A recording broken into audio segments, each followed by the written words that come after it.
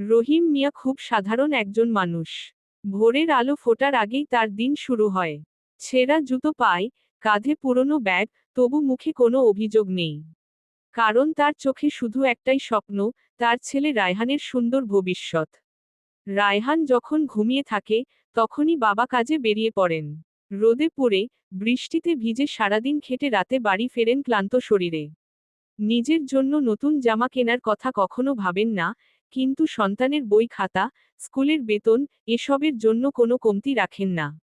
একদিন রায়হান জ্বর নিয়ে কাঁপছিল। সেদিন কাজের দিন ছিল, তবু রহিম মিয়া কাজে যাননি। ছেলেকে কোলে নিয়ে হাসপাতালে ছুটছেন। নিজের ক্ষুধা, নিজের কষ্ট, সব ভুলে গেছেন সন্তানের যন্ত্রণার সামনে। রায়হান বড় হতে থাকে। একদিন সে বাবাকে বলে, আব্বা, তোমার স্বপ্ন কি? রহিম মিয়া একটু হেসে উত্তর দেন, আমার স্বপ্ন তো তুই নিজেই বাবা। বছর কেটে যায়। রায়হান আজ প্রতিষ্ঠিত। একদিন সে বাবার পুরনো ব্যাগটা হাতে নিয়ে দাঁড়ায়।